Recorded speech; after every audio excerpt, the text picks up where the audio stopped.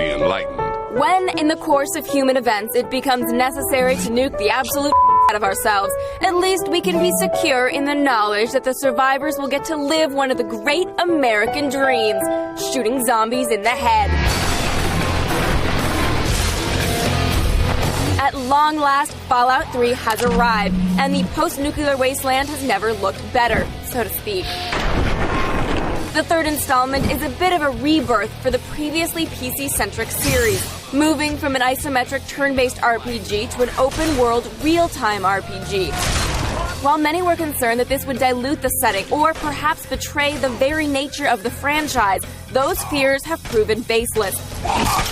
The leveling system and perks feel unquestionably like the original games, and have made the jump to free-roaming 3D beautifully. The ironically devastated world of Fallout has never been better realized than in Fallout 3, offering a vast landscape that is almost relentlessly bleak in its hopelessness. It's absorbing, immersive, paradoxically beautiful, and kind of depressing to play over long periods of time. And yet, play for long periods you will. You take the role of a child raised in Vault 101, a Fallout shelter in the Washington, D.C. area. Your dear old scientist dad, who sounds a lot like Liam Neeson, your mother would have been so proud, raises you with care and love until the day he disappears from your vault, and almost everyone in it subsequently tries to murder you. The Overseer won't tolerate this kind of behavior. So it's out into the wasteland you go. From there, it's all up to you. Go find your dad, or exterminate wasteland vermin, or help a loopy chick write a book about survivalism. Sure thing. Or battle giant super mutants in downtown DC. Or just lob a mini nuke at innocent civilians.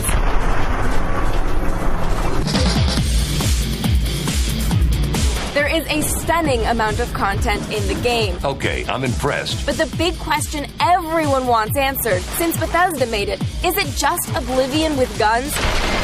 Well, not unless you consider Jurassic Park to be Jaws with dinosaurs. Obviously, there are stylistic similarities. Characters are rather stiffly animated. You're asking for it. And the methodology of quest dialogue is pretty much identical.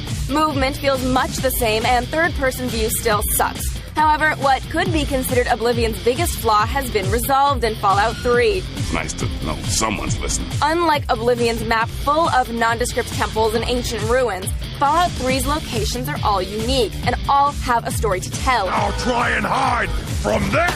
It's this sense of place that really sells the DC wasteland as a singular location with a real sense of history.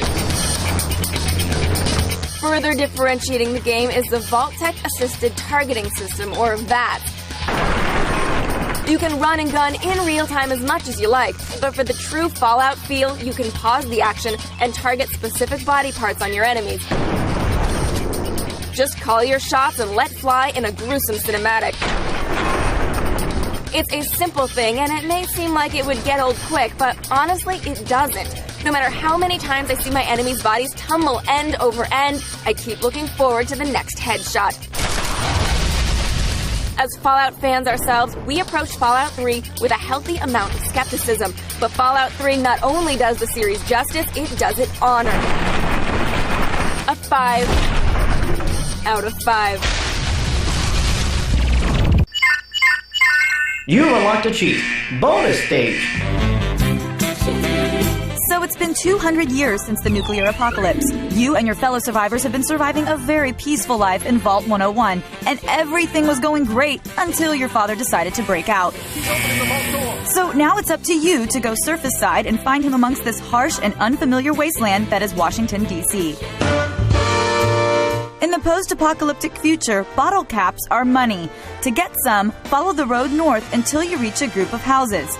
Go into the one still standing, and a runaway will ask you not to tell on her. Guess I need a new hiding place. Say you'll do it for a little money, and boom, there you go. 300 caps for keeping your trap shut. Thanks, kid. You watch yourself out there. Need a guide for surviving this wasteland? Well, then how about the Wasteland Survival Guide? Head over to Craterside Supply and talk to Moira Brown. Good to meet you! She'll send you out on tasks to get a chapter of the guide. Pick the radiation task first. You'll need to get 200 rads for the mission, but 600 for the bonus. Head back out and take a right towards the bathroom. Start drinking out of the toilet. Once you hit 600 rads, run back and Moira will fix you up as well as give you the perk that regenerates limbs if you have a high dosage of radiation. Exciting, isn't it? Water waste management sucks, Check along the pipes and the valves. especially when you have leaky pipes. Head over to the water treatment facility and you'll be told that there are 3 leaks in the town. The first you'll see as you come into town. The next you can't miss. Just keep walking. The third is actually not on the ground floor. Look for the rocket and plant on the roof right beside Craterside Supply Store. The leak is right under it.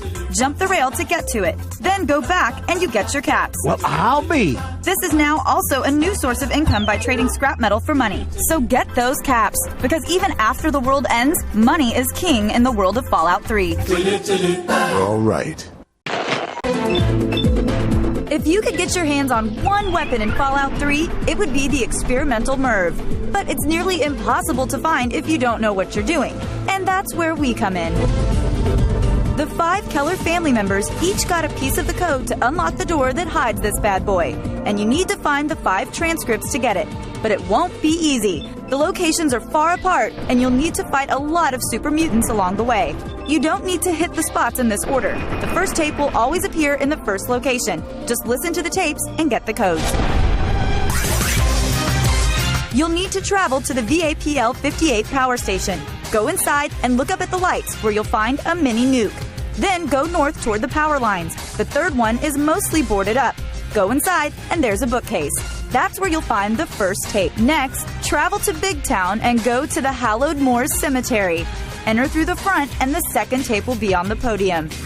The third tape will be at Grizzly Diner. Go inside and turn right. The tape will be on a desk in the back. Now go to Rockbreaker's Last Gas. Look west and you'll see a shack on top of the cliff. Hike up the left side of the mountain and enter the shack.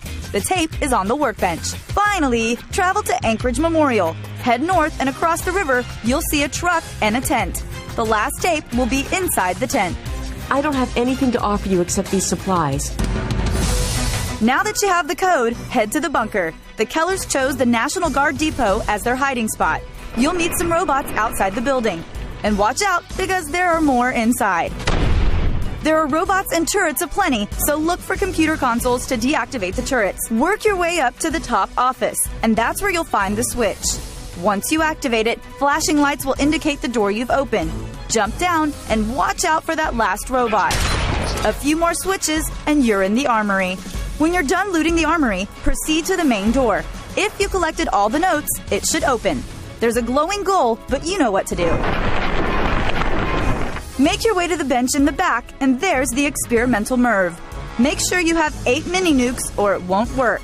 And sure, it's excessive, but that's half the fun of using it. Thank you. Whoever you are, thank you.